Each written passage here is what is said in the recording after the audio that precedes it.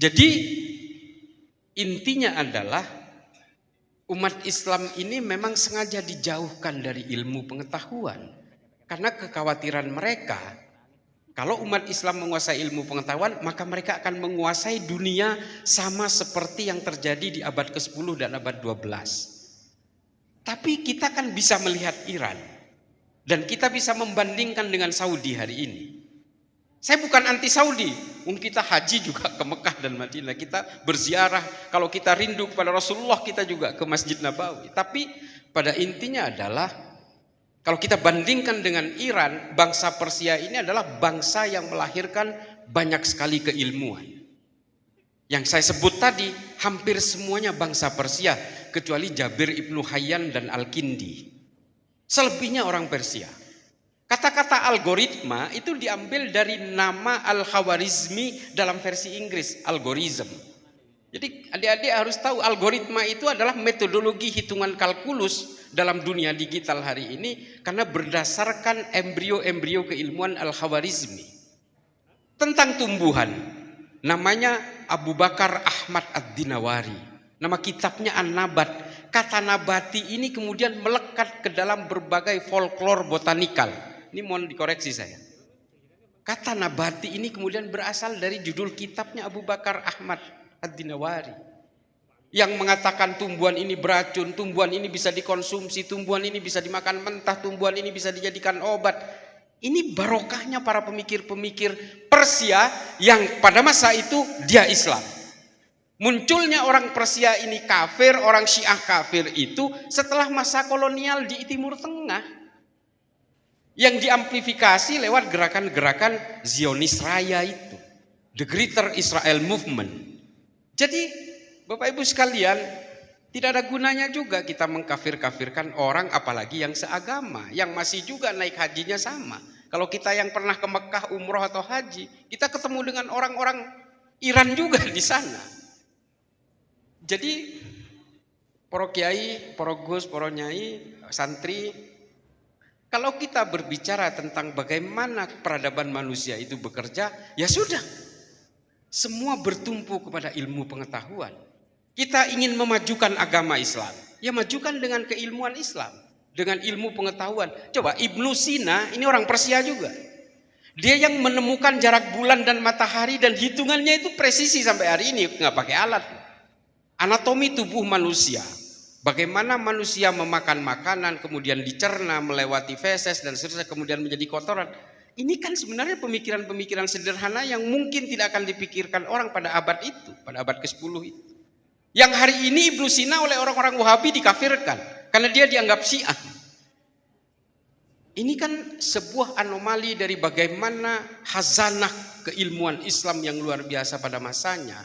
Sehingga apa? Kita hari ini terpengaruh oleh cita-cita pan-islamisme sehingga orang kemudian apa? Bergabung ke ISIS karena dianggap oh ini adalah khalifah yang akan menjadi penguasa dunia, bergabung ke sana.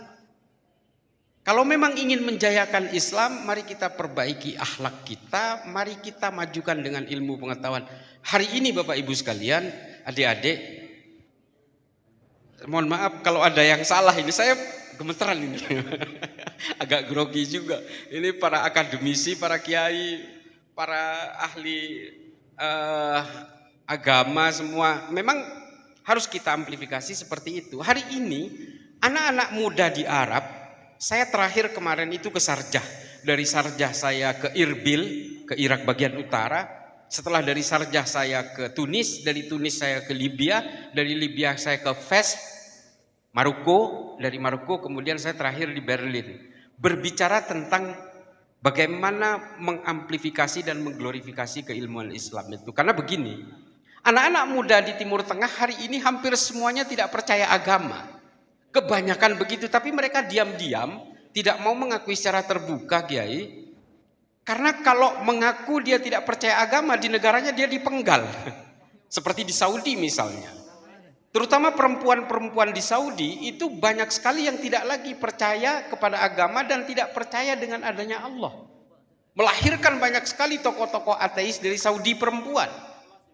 Ada Rana Ahmad, Rahaf Al-Kunun, Dina Ali Sahnun, ada Ajla Aywa, saudara kembar yang hari ini di Ukraina. Kenapa begitu? Karena di Saudi perempuan dijadikan warga kelas 2 atas nama agama. Mereka dikungkung, ke mall dipisah, ke sekolah dipisah, ke pesta pernikahan dipisah, sampai parkiran dipisah. Sehingga mereka berpikir, loh salah saya apa? Saya menjadi perempuan kan kehendak Allah juga. Kok tiba-tiba Allah nggak hadir ke saya? Mereka protes. Kalau begitu ini semua jangan-jangan agama ini dibuat oleh kaum laki-laki yang buaya darat ini. Masa suami saya kawin lagi, lalu kemudian kalau saya menolak, saya tidak setuju, saya dikatakan akan masuk neraka katanya. Ini Rana Ahmad berkata begitu. Itu. Katanya kalau masuk surga tanpa hisab. itu produk fikihnya buaya darat itu. Jadi pemikiran-pemikiran yang seperti ini, intimidasi dan engineering pembentukan misogini ini atas nama agama, sehingga kemudian orang tidak percaya lagi kepada konsep-konsep ketuhanan, kepada akidah dan seterusnya, kepada tauhid. Nah, ini banyak produknya. Nah, saya melakukan perjalanan itu, melakukan dialog dengan anak-anak muda di sana, dan mereka semua percaya bahwa Tuhan itu nggak ada. Ini kan membuat kita risau. Kita sebenarnya nggak peduli orang itu murtad, mau orang itu musyrik, mau orang itu zindik. Sebenarnya kita tidak peduli juga gitu. Itu kan haknya masing-masing. Tapi kan kita sebagai pemeluk Islam yang kita merasa bahwa Islam ini adalah agama yang paling benar, kan kita harus membenarkan cara berpikirnya mereka. Proses-proses kognitifnya mereka harus kita luruskan tentang konsep ketuhanan. Dan mereka lebih percaya kepada Stephen Hawking namanya. Ini adik-adik udah ada yang baca nggak triloginya Stephen Hawking? Nggak bakal. Saya cerita aja lah.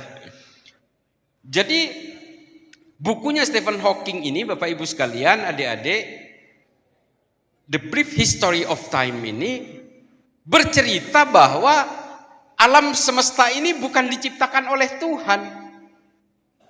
Ini diciptakan oleh sebuah teori fisika yang bernama mekanika kuantum.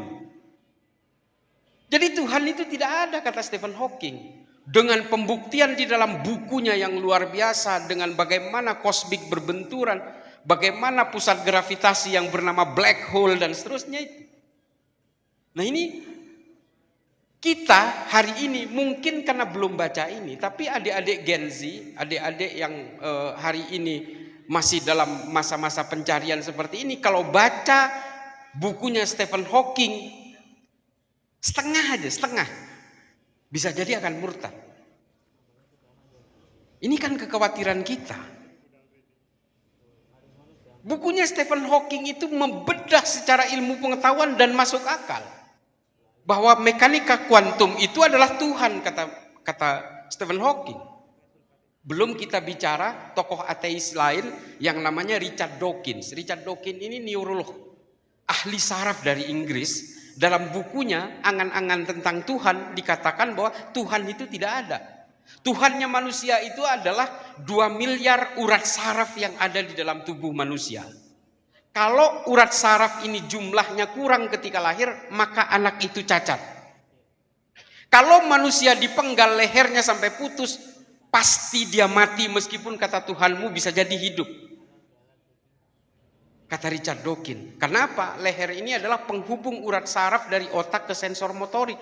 Jadi kalau sebagian dari leher ini dipenggal, mati dia. Jadi Tuhannya manusia itu urat saraf. Yang memberi kehidupan kepada manusia, urat saraf. Yang memberi manusia itu menjadi normal dan tidak normal, jumlah urat saraf. Ada yang bisa ngelawan nggak? Kalau nggak pakai ilmu ya nggak bisa. Nanya yang membuat urat saraf. Pasti akan kita, ketika kita pertanyakan itu kepada Richard Dawkins, pasti karena dia bisa membuktikan bahwa urat saraf itu terbentuk secara proses biologi mikro dan proses biologi makro. Dia terbentuk dengan sendirinya. Dan itu dijawab Kiai di dalam buku itu. Dan semua itu adalah proses-proses natural yang terjadi secara biologis. Mulai dari pembuahan dan seterusnya. Ya namanya juga orang udah gak percaya kepada Allah kan gitu. Pasti dia sudah mempersiapkan semua, termasuk Stephen Hawking. Nah Bapak Ibu sekalian, kalau kita tidak kembali kepada ilmu pengetahuan, kita tidak akan pernah bisa menjawab berbagai pemberontakan-pemberontakan seperti ini yang bisa mengateiskan generasi muda Islam di seluruh dunia hari ini. Tapi kan sebenarnya kita bisa. Contoh, dan ironis, saya temukan sebuah buku tafsir Al-Quran di Berlin. Di sebuah toko buku di pojokan Berlin, di pusat kotanya Berlin itu, saya datang ke toko buku itu, saya tanya, kamu punya buku Islam yang nggak pernah dibeli orang nggak? Ini cerita benar ini, saya nggak ngarang, karena saya mengalami sendiri. Lalu kemudian penjaga toko buku itu bilang, ada, saya punya terjemahan bahasa Inggris. Saya baca di situ, ternyata At-Tahrir wa Tanwir. Penulisnya Syekh Muhammad Thohir bin Asyur. Terjemahan Al-Quran. Ada 7 volume. Saya baca di situ. Ternyata ada jawaban untuk Stephen Hawking di sini. Yang diambil dari surat Al-Hud dan Al-Ankabut. Yang mengatakan bahwa terciptanya alam semesta ini karena ledakan besar akibat sambaran petir dan air. Ini kan mekanika kuantum. Cuma bedanya Stephen Hawking gak percaya kepada Allah, Syekh Muhammad Thohir bin Asyur percaya kepada Allah. Ini yang disebut teori itu oleh Syekh Muhammad Thohir bin Asyur sebagai al-ittisal wal infisal, penyatuan dan kemudian pemecahan. Ini mekanika kuantum sekali, ini teori fisika sekali. Ada yang paham? Gak ada, karena gak mau baca. Nah ini yang kemudian saya hantarkan kemana-mana, termasuk di Tunis kemarin, tempo hari, tentang konsep-konsep terciptanya alam semesta, termasuk urat saraf dan seterusnya ini, cukup dengan berbekal dari proses tahlilinya Syekh Muhammad Thohir bin Asyur. Kita kering dengan ilmu pengetahuan karena apa? Yang kita impikan hari ini adalah kita harus mengislamkan seluruh orang Indonesia. Gak bisa begitu. Kalau kita ingin membuat orang terkesan dengan agama kita, ya tunjukkan dengan akhlak dan ilmu pengetahuan. Yaitu adalah 2 konsep besar itu, akhlakul karimah dan rahmatan lil alamin. Nah ini adalah peradaban manusia itu, yang sudah betul-betul ditanamkan oleh Rasulullah kepada kita. Adik-adik sekalian, saya berharap kalian bisa mengambil intisari dari sini, maka kuncinya adalah membaca. Katanya ayat pertama yang turun Iqra. Baca aja nggak mau, malah nonton drakor itu. Saya sampai hari ini di mobil saya udah siap-siap ini. Saya mau berangkat ke Jawa Timur. Saya membeli 7 buku baru mau saya habiskan di perjalanan. Baru habis 2. Ada salah satu yang ditulis oleh Musannad, seorang Iran. Nanti saya dituduh Syiah lagi. Yang dia penulisnya 2 orang, satu orang Iran, yang satu namanya von Stoch. Dia menulis tentang the other prophet. Bagaimana Nabi Muhammad disebutkan dalam kitab-kitab suci yang lain dan bagaimana Yesus disebutkan di dalam kitab-kitab sucinya orang Islam. Dia membuat komparasi itu tentang konsep kenabian, konsep peradaban dan bagaimana turunnya agama-agama. Keren banget. Gak ada yang menerjemahkan ini ke bahasa Indonesia. Bahasa Inggris gak iso coro Inggris ya wis gak usah moco wis. Jadi kita harus memperkaya tentang bagaimana kemudian peradaban manusia ini bekerja. Nggak bisa dihalangi dengan halal dan haram saja. Peradaban manusia ini berjalan dengan logikanya sendiri. Coba mengeluarkan fatwa, satu ulama besar mengeluarkan fatwa mobil listrik itu haram. Tetap aja BYD itu bikin mobil listrik 300.000 unit per hari. Nggak bakal bisa dihalangi dengan itu. Nah ini adalah bagian dari keterlibatan kita dalam fikih-fikih peradaban ini. Kita anak-anak muda semua, mari kita memperkaya dengan ilmu pengetahuan.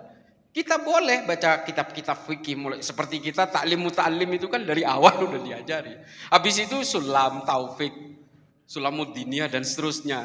Sulam safina kata orang Madura. Ya kita belajar ajurumiyah, kita nahwu sorob, sama kita semua. Tapi jangan lupa kita juga harus memperkaya dengan bacaan-bacaan yang ditulis oleh orang lain. Termasuk orang yang membenci Islam. yang membenci Tuhan, yang membenci Allah, termasuk buku-bukunya yang ditulis orang-orang yang membenci Nabi Muhammad. Baca supaya kita bisa tahu alam berpikirnya mereka. Pencetus ateis pertama di dalam Islam itu namanya Abul A'la Al-Ma'arri. Pernah ada yang dengar nggak? Kiai pastilah. Saya bukan nanya kiai udah. Kiai guru saya wes pokoknya. Dia menulis Risalatul Ghufron. Di Risalatul Ghufron dijelaskan Muhammad itu pembual. Dia membuat kitab suci itu karena diarahkan oleh orang-orang pintar yang jauh lebih pintar dari Muhammad. Kata Abul A'la Al-Ma'arri. Sakit kita mendengar, tapi kan kita harus baca supaya kita tahu cara berpikirnya mereka. Belum kita bicara tentang literatur yang ditulis oleh Abu Bakar Razi, Ibnu Muqaffa. Ini kan adalah pemikiran-pemikiran orang yang kemudian lepas dari konsep-konsep akidahnya. Jadi kalau kita ingin memperkaya, mempertebal tauhid kita, akidah kita, ya kita harus bisa melakukan perbandingan-perbandingan seperti itu. Mohon maaf Bu Nyai kalau ada yang salah itu. Tapi bagaimanapun ilmu pengetahuan itu sangat penting untuk mempertebal keimanan dan untuk memperkaya empati kemanusiaan. Saya terus terang mendukung Iran bukan karena dia Syiah, bukan karena dia itu imamah, bukan karena dia dianggap representasi gerakan Islam, bukan. Paling tidak dia melawan terhadap aksi-aksi perlawanan kemanusiaannya Israel terhadap Gaza. Kita bicara kemanusiaan dulu. Karena al-insaniyah qabla tadayyun. Sebelum kamu mengenal agamamu, ya kamu kenal dulu kemanusiaan. Kan harus begitu. Jadi kalau kita ingin melawan Israel, kita kembalikan kepada kemanusiaan. Ini orang-orang Kristen juga banyak yang mendukung Israel. Padahal pengkhianatnya Yesus, Yudas Iskariot itu ya orang Israel. Oh enggak, mic-nya nyala meskipun lampunya mati. Cuma saya agak pesimis kalau lampunya mati Kiai. Saya akan kelihatan jauh lebih gelap. Ini resikonya jadi orang Madura Bu. Saya kalau boleh protes kepada Allah, kenapa saya nggak dilahirkan di Manado gitu, supaya glowing gitu. Gelap itu ada yang menyala.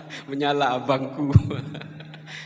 Jadi mari kita kembalikan semuanya kepada kemanusiaan. Dan saya salut kepada Iran. Karena saya menganggap Iran itu adalah bagian dari Islam. Ternyata dia menciptakan peluru kendali, meskipun ini alat perang. Tapi dia telah menciptakan peluru kendali dengan speed Mach 15.000. Benar? Coba jaraknya 2000 kilo dari Teheran, dari Iran ke Israel, ke Tel Aviv. Cuma ditempuh 15 menit 26 detik. Coba bayangkan. 7 menit. Ini kan ilmu. Bukan karena soal perangnya. Tapi keilmuan itu betul-betul terbangun dari sana. Lah, Saudi masih ngemis-ngemis rudal Patriot. Yang katanya paling Islam itu masih ngemis-ngemis ke Amerika untuk minta rudal Patriot takut diserang. Iran menciptakan sendiri. Ya bisa bayangin itu yang namanya drone. Drone itu bisa terbang sampai 2000 km. Saya dengan mesin 2 tak dan bahan bakarnya 80 liter. Kayak Yamaha Air King itu. Bisa terbang 2000 kilo. Ini ilmu. Meskipun dalam konteks perang. Tapi kalau kemudian ini kita kembangkan di dalam ke ilmu pengetahuan Islam, proses-proses yang seperti ini betapa hebatnya kita. Mungkin orang akan masuk Islam semua karena orang Islam dianggap pinter, cerdas dan seterusnya. Lah kalau Islam ini disuarakan seperti Habib-Habib yang di Jakarta, takbir, gantung, bunuh, bakar. Siapa yang mau tertarik kepada Islam, Pak? Siapa? Enggak ada. Bentar-bentar mau ngebunuh orang, bentar-bentar menghujat orang. Bulan puasa warteg buka mau digeruduk, dihancurin. Kan kesian. Islam seolah-olah itu isinya dengan kekerasan. Bentar-bentar jadi pelaku bom bunuh diri atas nama Islam. Nah ini yang kemudian kita hindari. Tidak boleh lagi ada kejahatan-kejahatan kemanusiaan atas nama agama. Saya sering mengulang-ulang ini. Betapa hebatnya Rasulullah memimpin di Madinah. membangun suatu kebersamaan, koeksistensi yang luar biasa. Sampai Mukhairik ibnu Ta'labah, seorang pemuka Yahudi, mau berperang bersama Rasulullah dalam perang Uhud. Coba, ini mungkin yang nonton YouTube saya sering ceritakan, dan saya ceritakan lagi hari ini. Mukhairik ibnu Ta'labah itu hari Sabtu, perang Uhud itu kan hari Sabtu. Bagi orang Yahudi hari Sabtu itu hari Sabat, hari sucinya orang Yahudi. Nggak boleh keluar rumah, nggak boleh masak makanan, nggak boleh nyalain lampu, sama seperti nyepinya orang Bali. Nah ini mati lampu, ini Sabat ini. Nah Mukhairik kemudian minta izin kepada istrinya, istriku, saya mau berperang bersama Muhammad. Mukhairik, kamu sudah gila apa, ini hari Sabat. Kamu nggak boleh keluar rumah, tapi kamu sekali keluar rumah mau berperang. Apa kata Mukhairik? Kita bisa hidup nyaman di tengah kepemimpinan Muhammad, bisa beribadah sesuai keyakinan kita, bisa merayakan hari Sabat ini berkat kepemimpinan Muhammad. Dan ketika Muhammad diserang oleh musuh-musuhnya dari Mekah, masa kita mau diam aja? Ya kita berjuang dong bersama Muhammad. Lalu diizinkan oleh istrinya, baiklah kalau begitu Mukhairik kamu berangkat aja nggak apa-apa. Tapi Mukhairik meminta secari kertas untuk membuat surat wasiat, kalau dia mati di perang Uhud, dia akan hibahkan 7 kebun kurmanya kepada Muhammad. Berangkat berperang, gugur, mati Pak di perang Uhud.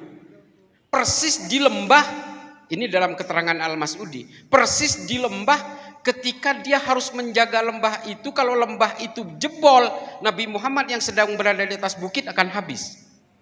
Dan Mukhairik mati-matian di situ berhasil mempertahankan lembah itu, tapi dia mati.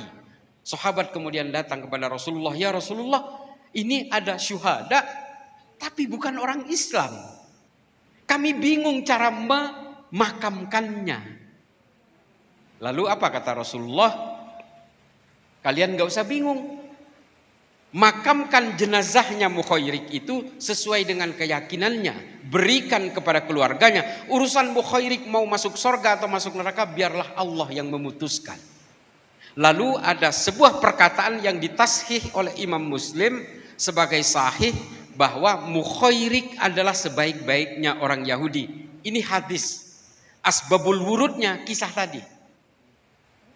Sehingga apa? Ketika diserahkan jenazah itu kepada keluarganya, istrinya menyerahkan surat wasiat itu, lalu kebun kurma itu diserahkan kepada Rasulullah. Rasulullah menjualnya, dan hasil penjualan 7 kebun kurma ini oleh Rasulullah dibuat sebagai modal awal pertama pembuatan Baitul Mal untuk menyantuni janda-janda korban perang dan anak yatim. Jadi Baitul Mal pertama yang dibuat Rasulullah itu dimodali wong Yahudi. Mosok jo Soros. Lah, kalau kita berbicara tentang konsep seperti ini, saya belakangan ini diserang, Pak. Karena dari cerita ini sebenarnya ada 3 gambaran saya. Betapa hebatnya Sohifatul Madinah, perjanjian Rasulullah dengan suku-suku dan pemeluk agama-agama di Madinah. Yang kedua, Felix Xiao sering mengatakan bahwa tidak ada cinta kepada tanah air dan nasionalisme itu tidak ada dalilnya dalam Islam. Lah ini dalilnya. Yang ketiga adalah artinya apa? Orang tergantung perjuangan dan akhlaknya. Bahkan Rasulullah pun menyerahkan kepada Allah, orang itu akan masuk surga atau masuk neraka. Padahal dia bukan orang Islam. Kalau Rasulullah itu menganggap bahwa orang yang masuk surga itu harus orang Islam, maka sejak saat itu Rasulullah pasti gak apa-apa, makamkan sesuai keyakinan mereka, dia akan masuk neraka juga. Kan pasti begitu. Nah, kemarin ada podcast saya dengan Andini Effendi. Saya mengatakan bahwa untuk masuk surga, meskipun surga dan neraka itu bukan penghakiman manusia, itu wilayahnya Allah. Saya mengatakan bisa jadi tidak harus Islam. Diserang Pak saya.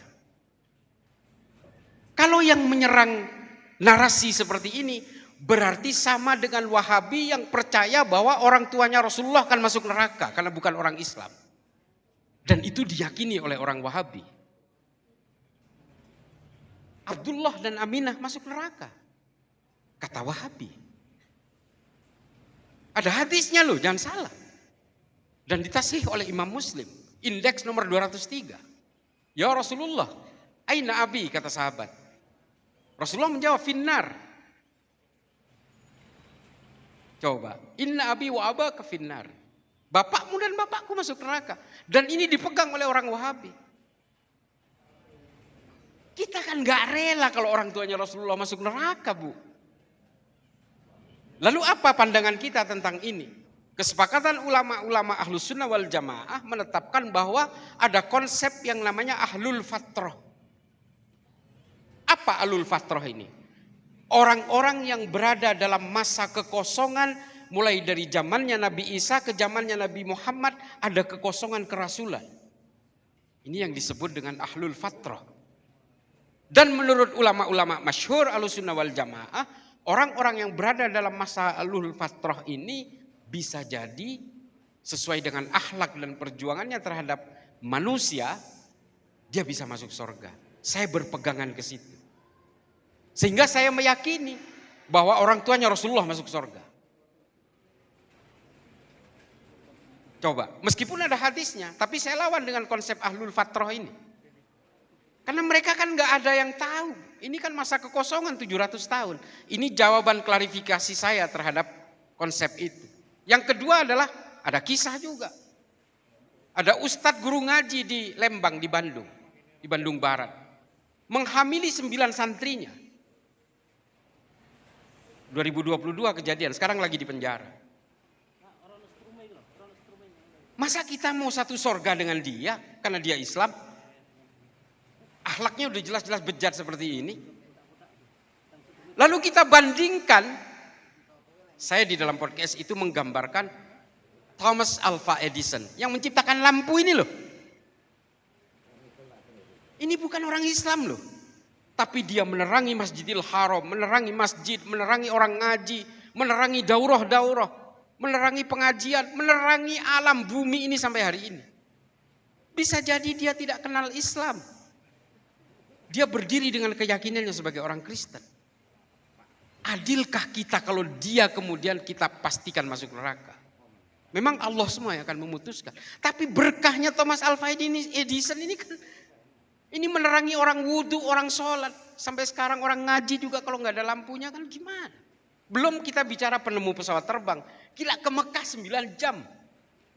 Dulu kakek saya ke Mekah itu naik haji, naik kapal laut itu 9 bulan.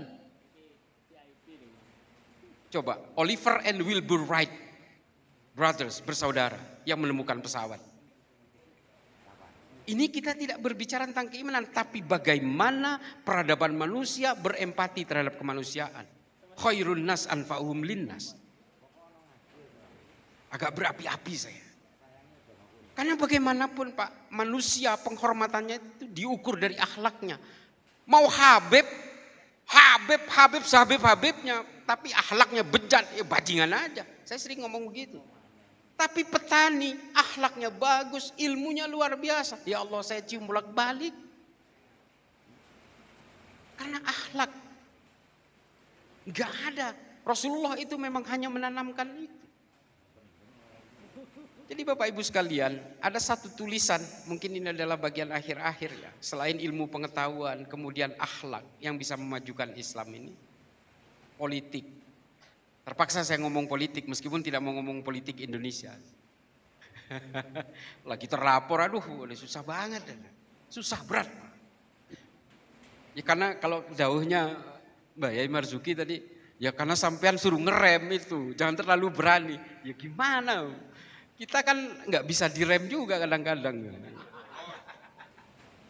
Jadi berpolitik itu kata Imam Ghazali, tujuannya adalah supaya bisa mengawal produk-produk politik ini tidak keluar dari maqasidus syariah. Orang Kristen juga. Kita boleh berpolitik, tapi jangan kemudian dengan berpolitik kemudian kita membawa atribusi agama sedemikian rupa lalu kemudian seolah-olah cara berpolitik kita itu agama ini pernah dialami oleh PKS.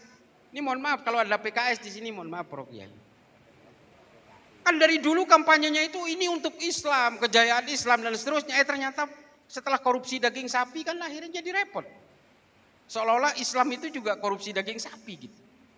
Jangan kemudian melekatkan atribusi keagamaan itu dalam gerakan-gerakan politik. Sama seperti yang saya katakan perang salib. Banyak orang meyakini perang salib ini adalah perangnya orang Kristen dan orang Islam. Saya nggak setuju itu. Ini perangnya orang Arab dan orang Eropa yang sama-sama ingin melakukan ekspansi kekuasaan. Atribusi agama dibawa kenapa? Ya supaya kejahatan perangnya dimaklumi. Supaya kejahatannya terlihat terhormat. Sama seperti teroris. Allahu Akbar, meledakkan diri, blang. Membunuh orang lain. Supaya apa? Supaya kejahatannya terlihat terhormat. Padahal membunuh orang. Nah, ini yang kita tidak inginkan, bahwa berpolitik itu kemudian membawa atribusi agama. Muhammad Al-Fatih menaklukkan Konstantinopel, menjayakan Islam. Enggak, yang menjayakan Islam itu ilmu pengetahuan. Konstantinopel itu ditaklukkan oleh Utsmani untuk ekspansi kekuasaan politik. Jangan anggap ini kemajuan Islam, enggak. Kemajuan Islam itu adalah akhlak dan ilmu pengetahuan, selesai di situ. Politik untuk mengawal supaya produk politik tidak merugikan umat Islam. Orang Kristen juga pasti punya keinginan yang sama. Bapak Ibu sekalian, para masyayikh, mohon maaf kalau ada yang salah.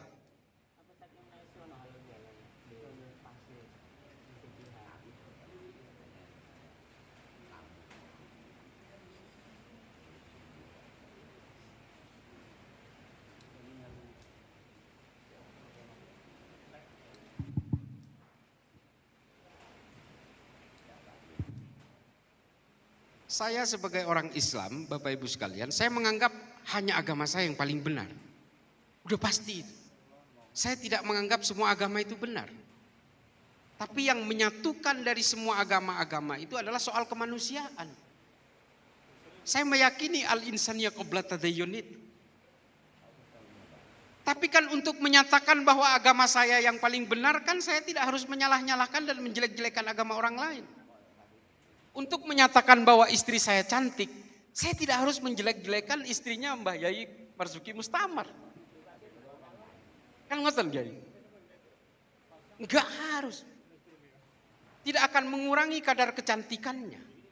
Dengan menjelek-jelekan agama orang lain, tidak akan mengangkat juga. Kita meyakini itu. Saya yakin, sampai mati saya tetap meyakini hanya agama Islam yang benar. Dan demikian juga mungkin penganut agama Kristen. Dan mungkin juga penganut agama Hindu, Buddha, dan seterusnya. Tapi ketika agama dijadikan sebagai kendaraan untuk membinasakan orang lain yang berbeda, seperti orang-orang Wahabi itu, mengkafir-kafirkan, membid'ah-bid'ahkan, dan seterusnya, maka kemudian yang terjadi adalah instabilitas. Kita saling membenci dan seterusnya. Di Kristen apakah ada teroris? Ada banyak. Orang-orang yang menghajar orang Islam dan orang Kristen di India itu adalah kelompok teroris Hindu, namanya Shiv Sena, Hindutva, Bharatiya Janata. 3 unsur ini. Yang mempersekusi orang Rohingya dan bunuh-bunuhin orang Islam Rohingya di Myanmar, itu orang Buddha, Bu, mengaku beragama Buddha. Namanya Asin Wiratu. Di Kristen ada. Oh, BM. Di Kristen ada. The Army of Christ. Di Amerika itu ada White Supremacy, ada Ku Klux Klan. Banyak sekali. Orang Katolik ada. Jadi kalau agama ini berkutat dengan berbagai kepentingan-kepentingan wilayah dan politik, ya pada akhirnya isinya adalah perang-perang dan pembunuhan-pembunuhan.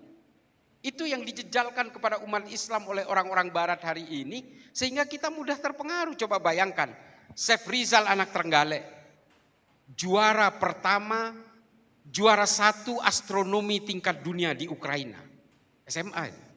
Sehingga diterima di UNER tanpa tes, saking pintarnya nih anak. Salah guru, salah ustadz ketika di UNER.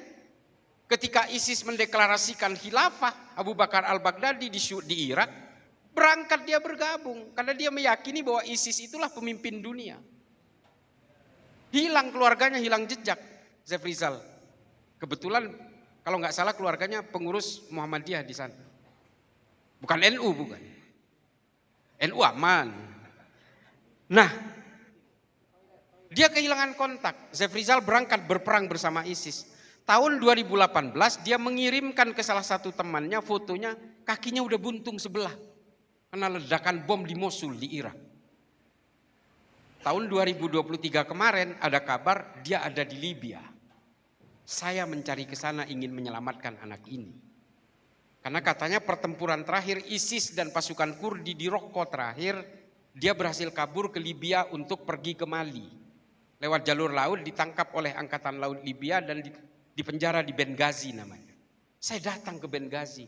Saya ingin menyelamatkan orang pintar ini. Jangan sampai dia betul-betul semakin kelam, tapi ternyata dia sudah terbunuh di Raqqa. Karena kakinya buntung dia nggak bisa ngejar truk terakhir. Sehingga ketika dia tertinggal oleh truk yang harusnya membawa kabur mereka ini, dia ditebas-tebas oleh pasukan Kurdi di belakang truk itu. Selesai. Orang pinter, Bu. Jadi tolong dijaga anak-anak kita supaya diberikan pemahaman bahwa agama ini tidak pernah mengajarkan kekerasan. Hanya tafsir-tafsirnya yang kemudian dibengkokkan supaya apa? Supaya kejahatannya terlihat terhormat itu tadi. Kalau untuk menghipnotis orang paling gampang itu yang pakai agama, termasuk orang yang mau jadi pelaku bom bunuh diri ini kan dihipnotis dengan ayat-ayat. Sehingga dia rela membunuh saudara-saudara muslimnya sendiri di tengah-tengah mall, di kantor polisi. Korban bom Astana Anyar itu adalah anggota polisi yang rajin ke pengajian, dia anggota Persis Jawa Barat. Dia bahkan bersiap-siap untuk pergi ke pengajian sebelum dia kemudian dibom oleh namanya Agus Sanyoto itu. Jadi Bapak Ibu sekalian, agama kita ini agama yang luhur, udah pasti. Dan berbasis ilmu pengetahuan. Kita tidak mungkin akan melahirkan Al-Khawarizmi, Al-Kindi, Al-Farabi dan sebagainya kalau kita tidak pernah memikirkan peradaban manusia. Kalau kita tidak berbasis ilmu pengetahuan. Maka kemudian kejayaan Islam pada abad 10 dan 12 itu harus kita kembalikan kepada kita hari ini. Adik-adik, ini anak-anakku semua, santri semua. Mari kita kayakan keislaman kita, keimanan kita dengan ilmu pengetahuan. Pelajari semua. Literatur-literatur yang ditulis oleh ilmuwan-ilmuwan Islam. Termasuk ini, saya kasih info sedikit. Satu-satunya ahli fikih perempuan yang paling dipercaya hari ini namanya Profesor Dr. Azizatul Hibri. Pasti gak pernah nonton di YouTube. Saya yang laki-laki itu gak pernah nonton ceramah-ceramahnya Profesor Dr. Azizatul Hibri. Sangat luar biasa. Dia membela perempuan. Bagaimana dalam Islam itu perempuan itu betul-betul dihormati dan diberikan hak yang setara. Dia juga bercerita profesor ini bahwa pidato terakhirnya Rasulullah itu adalah tentang hakun nisa. Hak-haknya perempuan. Coba. Betapa Islam ini memberikan ruang yang luar biasa terhadap Islam. Terhadap perempuan. Tapi kemudian pada zaman kebangkitan-kebangkitan Wahabi awal, sehingga perempuan ini seolah-olah menjadi warga kelas 2 dan harus dialienasi atas nama Islam.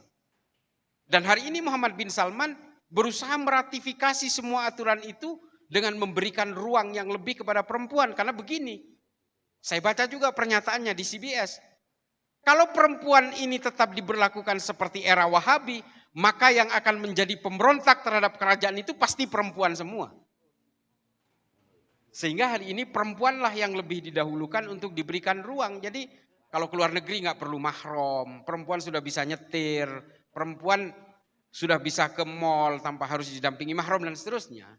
Karena memang akhirnya mereka sadar bahwa produk-produk Wahabi ini menghambat peradaban. Makanya Muhammad bin Salman bilang, kalau ajaran-ajaran Muhammad bin Abdul Wahab ini terus kita pertahankan, toh dia juga bukan nabi katanya. Muhammad bin Abdul Wahab ini bukan nabi, maka Arab Saudi akan menjadi negara paling primitif di dunia. Bisa dicek di YouTube itu pernyataannya. Jadi Bapak Ibu sekalian, kita tidak diajari oleh Islam ini untuk menjadi bangsa yang primitif. Kita harus punya competitiveness yang tinggi. Supaya kita betul-betul berakselerasi dalam peradaban manusia ini, tapi tetap tanpa harus meninggalkan keimanan Islam. Saya kira, Kiai, saya harus geser ke Pasuruan karena malam ini. Boleh, Kalau ada pertanyaan boleh, tapi saya juga bergesernya nanti mungkin setelah jamaah asar. Saya kembali ke hotel, lalu kemudian geser ke Pasuruan karena besok di Pasuruan ada Universitas Yudarta dan satu lagi apa gitu? Iya, Kiai Soleh ya. Nah setelah itu baru geser ke Magetan terus ke Jawa Tengah. Dan mohon maaf saya ketularan beliau agak berapi-api gitu. Dan nggak bisa ngelucu karena kalau saya melucu itu hanya bisa kalau bahasa Madura, Bu. Bahasa Indonesia ini susah ngelucunya. Saya kira itu saja, mudah-mudahan ini bisa menjadi maslahat. Kurang lebihnya mohon maaf para kiai.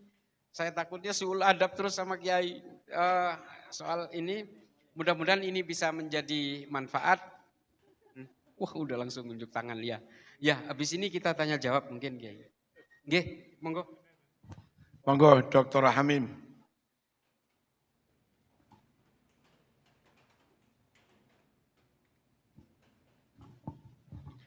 Assalamualaikum warahmatullahi wabarakatuh. Matur suwun, matur sekalangkong. Gus, yang kami tanyakan, kami itu santri, terutama santrinya Abah Yai, santri Pondok Gasek itu sangat selain mengagumi beliau juga mengagumi jenengan karena keluasan ilmu.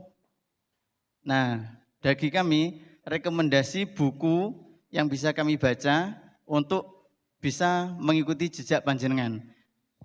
Rekomendasi buku yang untuk kami baca sebagai santri. Terima kasih.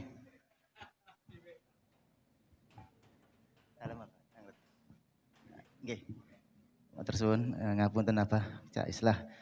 Langsung mawon, saya terkesima dengan cerita panjenengan tentang negara Iran yang mana mereka paham agama dan juga berpengetahuan luas dan bisa membuat teknologi seperti itu. Lah, kami yang di Indonesia seperti ini, santri-santri ini, bagaimana bisa kami tidak hanya berkutat dalam kitab-kitab, dalam teori-teori, tapi harus juga mengetahui ilmu pengetahuan seperti yang ada saat ini. Kami dulu belum ada bayangan terkait para ilmuwan Ibnu Sina dan sebagainya. Itu bagaimana masa kecilnya, bagaimana pendidikan mereka sehingga bisa menjadi intelektual yang menjadi pegangan ilmuwan seluruh dunia. Nah, ini bagaimana agar kami bisa melakukan seperti itu? Apa upaya-upaya yang harus kami lakukan selain hanya berkutat? Biasanya di pondok kan hanya mengaji dan sebagainya lah. Itu apa yang seharusnya kami lakukan? Terima kasih.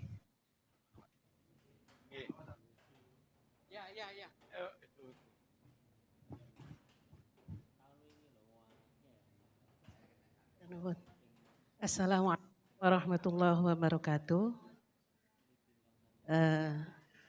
Saya mengamati juga sering mendengarkan, melihat YouTube-nya.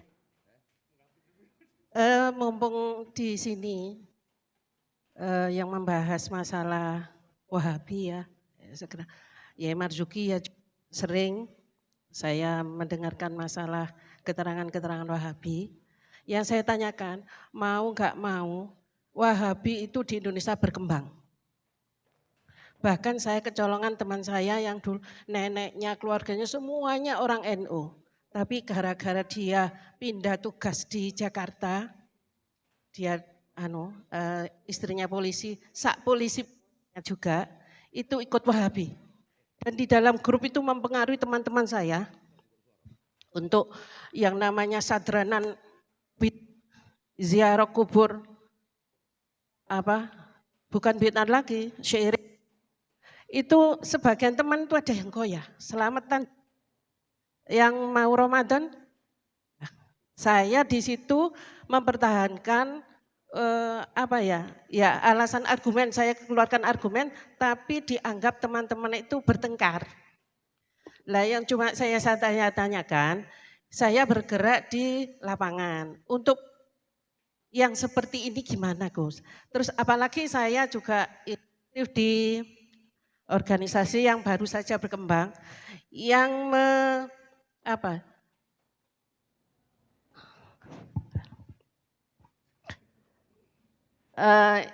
runtuslah melihat atau mempelajari itu masalah makam-makam Gus yang Kalau menurut Gus gimana?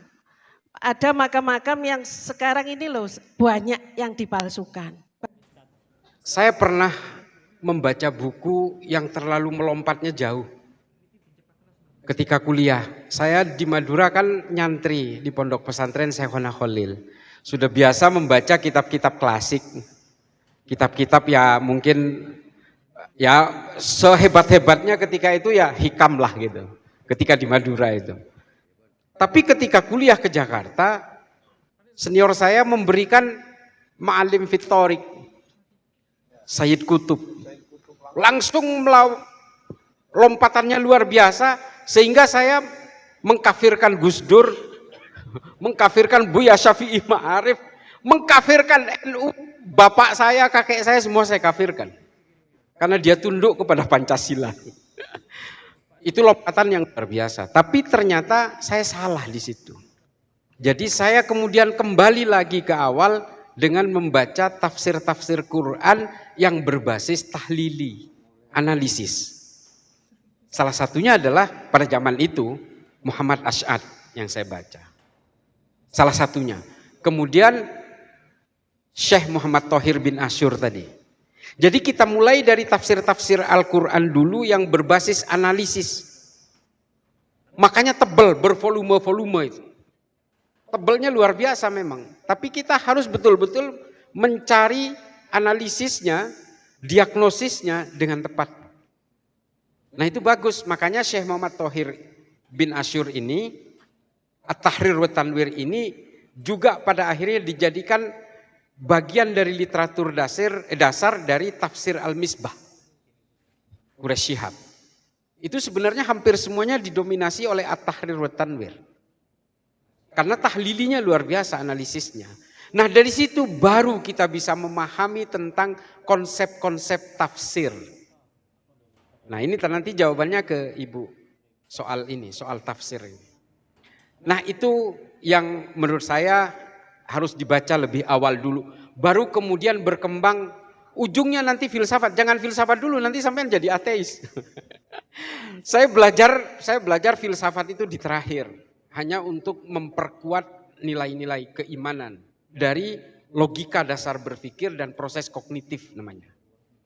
Baru nanti saya belajar tentang Foucault, tentang Rousseau dan seterusnya. Bicara tentang filsafatnya Marx itu udah enteng semua. Baca buku Das Kapital nggak ngaruh.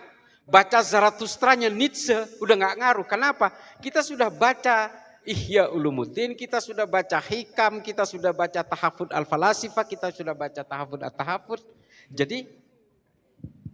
Jadi kita udah punya modal dasar untuk bisa menggambarkan bagaimana keilmuan yang betul-betul memegang tauhid dan akidah itu. Aman jadinya. Kalau tidak, kita bisa jadi kebablasan. Jadi begitu sih kalau saya. Yang kedua,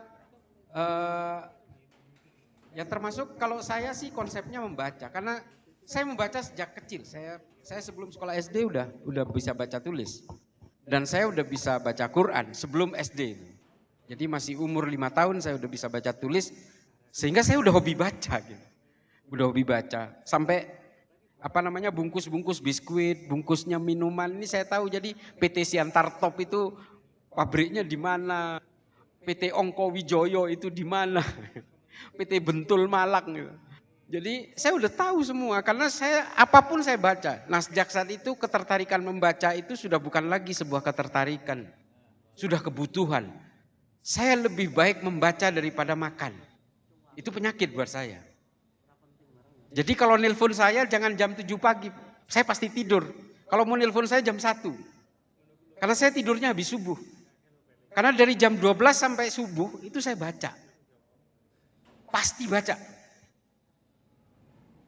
2.000-2.500 halaman per bulan. Apa enggak mumet? Tapi ini bukan buat gaya-gayaan. Ini kebutuhan sudah. Karena kalau saya enggak baca, enggak bisa tidur. Dan badan saya gemuk. Kalau enggak tinggal tulang. Jadi kalau mau diet ya enggak usah baca. Tapi ini enggak bisa memang. Ini yang mendampingi saya dari Jakarta tahu. Saya sepanjang perjalanan itu ya baca. Buku saya numpuk di mobil ini. Jadi itu yang bisa menurut saya, keilmuan-keilmuan di dalam Islam ini memang harus diperkaya dengan literatur. Nggak bisa kita hanya nonton daurah, nonton kajian segala macam, kalau kemudian kita sendiri tidak berusaha mencari. Saya dulu pernah menjadi Wahabi. Satu tempo Kiai, saya datang ke Gus Dur di Cempaka Putih Barat, ke rumahnya beliau. Beliau tanya, kamu Islah dari mana? Saya dari Madura, Gus. Oh, berarti kamu NU. Itu kamu jadi Islam, jadi NU karena kamu lahir di Madura. Katanya. Orang tua kamu kan udah Islam kan? Iya. Kalau kamu lahir di Bali, kamu itu Hindu katanya. Makanya kamu nggak usah menghakimi orang dari ini. Karena semua agama yang dipeluk manusia hari ini itu tergantung dari takdir kelahirannya katanya. Kita ini kan semua mewarisi agama orang tua kita. Kecuali nanti baru dapat hidayah atau dapat pembelajaran, baru dia pindah agama katanya. Jadi nggak usah gaya-gayaan, mentang-mentang kamu Islam seolah-olah yang lain itu kafir semua kata Gus Dur waktu itu. Dari situ kemudian saya berpikir, wah ini luar biasa ini. Nah saya cari tahu gurunya Gus Dur ini siapa? Oh ternyata banyak dipengaruhi oleh pemikirannya Fazlur Rahman. Ini saya semester 2 kuliah. Dari situ saya mencari buku-bukunya Fazlur Rahman. Fazlur Rahman catatan kakinya apa, indeksnya apa. Kemudian dia cari, banyak sekali tulisan-tulisan di situ termasuk dari pemikiran-pemikirannya berbagai pemikir Renaissance segala macam. Saya cari buku-bukunya, literaturnya, sampai akhirnya saya ketemu dengan Abul A'la Al-Ma'arri itu di situ. Risalatul Ghufron, konsep-konsep intuisi dari Muhammad Iqbal. Kemudian saya cari, dari situ pikiran saya terbuka. Oh ternyata, nah ini jawaban untuk Ibu. Soal tafsir-tafsir ini tidak boleh kemudian kita anggap yang paling benar. Orang-orang yang terpapar Wahabi karena meyakini bahwa itulah yang paling benar dan sumber kebenaran dan satu-satunya kebenaran, sehingga dia merasa eksklusif dan dia tidak mau terhadap perbedaan. Orang seperti kita ketika dia meyakini bahwa ziarah kubur itu haram, kita yang berziarah kubur kemudian dihakimi bid'ah dan cenderung dikafirkan. Hakimiyah dan takfiriyah ini muncul ketika kita menjadi manusia yang paling. Nah ini Ibnu Rus nih. Penyakitnya manusia itu adalah merasa paling. Paling pinter, paling kaya, paling alim. Oh ini penyakit sedoyo nih. Ini semuanya penyakit kata Ibnu Rus. Nah merasa paling ini penyakitnya orang Wahabi. Karena dia merasa paling benar. Dia merasa yang paling mewarisi Rasulullah ajarannya. Padahal semua ini tafsir-tafsir. Ini soal tafsir semua. Lah gimana kita tidak berbeda? Pemberontakan-pemberontakan tafsir dan pemikiran itu terjadi di dalam Islam. Makanya sampai ada 4 mazhab ahli fikih itu. Padahal ini dari dari guru ke murid. Dari guru ke murid lagi. Artinya begini. Imam Maliki melakukan pemberontakan terhadap fikihnya Imam Hanafi. Imam Maliki kemudian dianggap ketinggalan oleh Imam Syafi'i. Imam Syafi'i membuat pemberontakan terhadap Imam Maliki. Muncullah mazhab Syafi'i. Ya, mazhab Syafi'i dianggap, oh ini mazhab Syafi'i ini nggak benar ini. Kita harus perbaiki ini. Diperbaiki oleh Imam Hambali. Ini kan pemberontakan-pemberontakan pemikiran sesuai dengan zamannya. Ada satu hal yang kadang-kadang tidak dipahami oleh teman-teman Wahabi ini. Saudara-saudara kita yang Wahabi Salafi ini. Bahwa di dalam Islam itu tafsir-tafsir tidak bisa dihindari. Ada thawabit, ada mutaghayyirat. Ruang perdebatan tafsir ada di mutaghayyirat. Thawabit nggak bisa dirubah.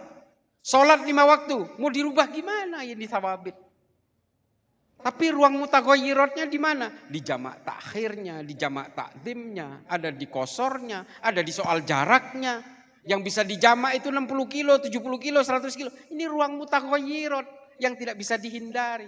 Nah teman-teman Wahabi menganggap semua yang diyakini dia itu thawabit semua. Sehingga ketika orang masuk ke wilayah mutaghayyirat dianggap kafir, menyimpang, tercemar dan seterusnya. Itu Bu. Ini pengertian kalau membedah cara berpikirnya orang-orang Wahabi Salafi itu. Ruang mutaghayyirat tidak bisa dihindari, sesama NU aja kadang-kadang berbeda, makanya ada batul masail. Jadi ruang-ruang thawabit dan mutaghayyirat itu harus betul-betul kita berdayaan. Kenapa? Islam ini agama terakhir, maka Islam itu harus fleksibel, harus lentur. Dulu menyerahkan fikihnya, nih hukum fikihnya. Menyerahkan anak saya untuk dinikahkan, itu harus bertatap muka, ini kata fikihnya. Jadi kalau lewat telepon nggak boleh, Bu. Saya ingin menikahkan anak saya lewat wali hakim, lalu menyerahkan ke wali hakim lewat telepon, itu nggak boleh. Karena hukum fikih yang disepakati harus bertatap muka dengan wali hakim. Waktu itu, tiba-tiba ada video call, Bu. Teknologi memberikan kita video call. Hari ini ulama-ulama masyhur, termasuk Darul Iftah di Mesir, memperbolehkan menyerahkan anak untuk dinikahkan kepada wali hakim dengan menggunakan video call. Kenapa? Bertatap muka. Ini kan artinya apa? Bukan agamanya yang mengalah, tapi kita yang mengawal supaya teknologi dan peradaban manusia ini tidak keluar dari makosidnya. Argumentasinya masih dapat bertatap muka meskipun lewat video call. Nah, ini Darul Iftah di Mesir sudah mengeluarkan fatwa itu. Artinya apa? Bukan agamanya, bukan hukum fikih agamanya yang mengalah kepada peradaban manusia, tapi yang awal contohnya kayak tadi itu. Nah, ini yang harus kita pahami sebagai orang NU, orang Nahdliyin, bahwa tafsir-tafsir yang berada di antara semua pemeluk agama wabil khusus orang Islam ini memang tidak bisa dihindari. Di Mekah orang sholat ada yang lurus, ada yang sendakep, ada yang sambil gendong anak, ada yang sambil baca HP. Tahu nggak? Mereka semua paling benar rasanya. Mereka semua paling Islam rasanya. Tapi kan dengan keyakinan dan tafsir masing-masingnya yang diyakini. Kita tidak boleh melakukan penghakiman dan pengkafiran seperti orang-orang Wahabi dan Salafi itu. Karena tafsir-tafsir ini tidak mungkin bisa kita hindari. Karena kita hidup sudah 1000 tahun lebih dari awalnya. Termasuk juga orang Wahabi Salafi. Ngukur surga dan neraka itu jangan pakai perasaan. Mentang-mentang orang tuanya Rasulullah pakai perasaan harus masuk surga. Lah kita beragama ini kan pakai perasaan. Kita mencintai Rasulullah kan pakai perasaan, kita nggak ketemu langsung. Kita kan pakai hati. Cintanya kita kepada Rasulullah memang pakai hati. Kita meyakini adanya Allah pun juga pakai hati. Gimana wujud yang tidak bisa dilihat, tidak bisa diraba, hanya bisa dirasakan. Kalau nggak pakai hati, pakai apa? Nah, ini yang kadang-kadang tidak dipahami oleh teman-teman Salafi sehingga mereka sangat tekstual untuk memahami itu. Lah kalau soal makam-makam palsu, nanti saya dilaporkan lagi ke polisi. Ya, tapi tadi ada yang menarik. Itu udah tonton saja kajian Mbah Yai Marzuki Mustamar kalau soal makam palsu itu. Saya sebenarnya sebarisan, cuma pura-pura beda aja. Di urusan Habib-Habiban ini kita sama. Tapi polisi mana ya tadi ada. Anggota polisi itu ada perpol namanya Perkapolri nomor 10. Yang tidak memperbolehkan anggota polisi menganut paham-paham yang mengkafirkan NKRI. Itu Bapak polisi. Ya Pak, Perkapolri nomor 10. Itu perjuangan saya loh Pak, Perkapolri itu. Jadi tolong dipantau anak buahnya. Anggota kepolisian tidak boleh menganut paham yang menyimpang, yang kemudian berseberangan dengan konsep NKRI dan Pancasila, termasuk Wahabi Salafi, Hizbut Tahrir, Khilafatul Muslimin, dan seterusnya. Ada itu di Perkapolri nomor 10 tahun 2022. Ada Pak. FPI juga, ya sama Kiai, ada di situ. Ada. FPI yang lama maupun yang baru. Jadi itu ya Pak, tolong dipantau. Ini pekerjaan saya tenaga ahli di Mabes Polri Pak. Jadi saya juga ikut memantau, nanti tolong dipantau anak-anak buah jangan sampai terpapar. Karena kalau nanti Pak, kalau nanti ini doktrin itu akhirnya dipahami, pada akhirnya mereka punya senjata. Sama seperti Somalia, yang menjadi Al-Shabaab, menjadi pemberontak di Somalia hari ini itu adalah tentara dan polisi Pak. Dan mereka punya senjata, sehingga akhirnya apa? Mereka memberontak ke pemerintahnya, sampai sekarang Somalia itu setengahnya dikuasai pemberontak, setengahnya dikuasai pemerintah. Padahal dua-duanya Wahabi semua itu. Jadi saya kira itu saja. Ada pertanyaan lagi sebelum ini? Sebelum ada? Oh. Assalamualaikum warahmatullahi wabarakatuh. Tadi Gus Islam menyampaikan membaca bukunya siapa itu hoax siapa yang tidak mempercayai Allah, mereka berdasarkan data dan logika kautum. Ya, adakah dari teman-teman Gus Islam atau yang sudah keilmuan sudah luar biasa menandingi atau mengkonter buku itu, atau melalui diskusi-diskusi untuk mengkonter itu? Karena Gus Islam tadi juga menyampaikan kalau di santri-santri membaca besamparuh saja bisa murtad. Adakah untuk pembandingnya atau mengontar itu, maturun? Yang buku yang mana tadi? Apa? Oh, Stephen Hawking. Saya sedang menulis buku itu sebenarnya. Ingin melakukan kontra narasi terhadap bukunya Stephen Hawking, tapi mohon maaf sekali lagi, ternyata literatur kita sangat kering tentang itu. Satu-satunya yang menurut saya sangat dalam berdasarkan Al-Quran dan proses-proses analisis dari ayat-ayat di Al-Ankabut dan Al-Hud hanya At-Tahrir wa Tanwir. Selebihnya nggak ada.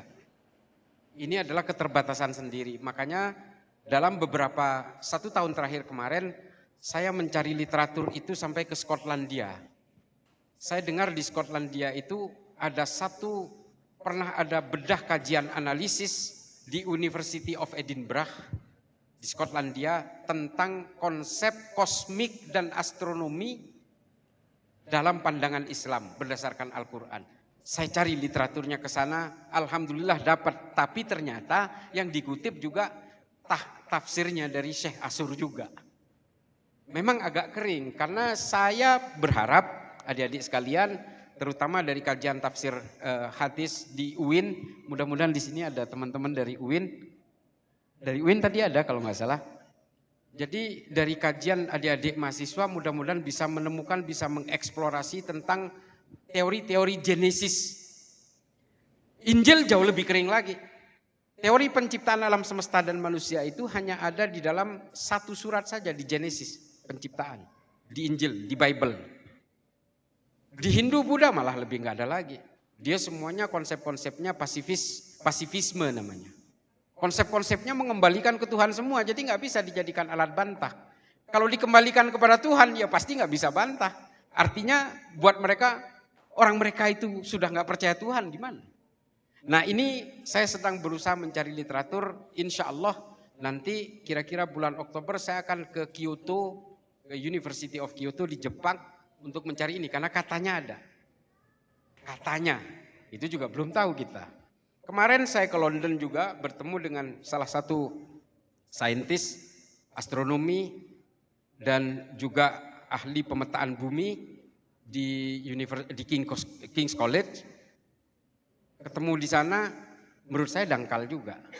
Jadi ya memang literaturnya memang sangat kering sekali kita tentang bagaimana kosmik. Bagaimana penciptaan alam semesta. Kalau bicara astronomi, jarak bulan dan matahari, peredaran bulan, matahari, istiwa, menentukan waktu, ilmu-ilmu falak dan seterusnya. Ini kita banyak. Tapi bagaimana proses alam semesta ini bekerja dan tercipta, kita sangat kering. Bagaimana Bima Sakti dan Andromeda, bagaimana Milky Way dan seterusnya, bagaimana black hole, bagaimana pusat gravitasi, kita nggak ada, karena kita memang kering sekali untuk menekuni itu. Kenapa? Ya karena kita lalai dengan ilmu pengetahuan. Jadi ya mudah-mudahan di Sabilur Rasyid ini nanti bisa menciptakan adik-adik kita yang menjadi magnum opus generasi berikutnya. Karena kalau kita tidak jaga Islam ini lewat ilmu pengetahuan maupun akhlak, maka kita akan tergerus pelan-pelan oleh pemikiran-pemikiran yang post-truth, postmodernism, yang tidak menutup kemungkinan pada akhirnya kita semua akan menjadi orang-orang yang tidak berkeimanan.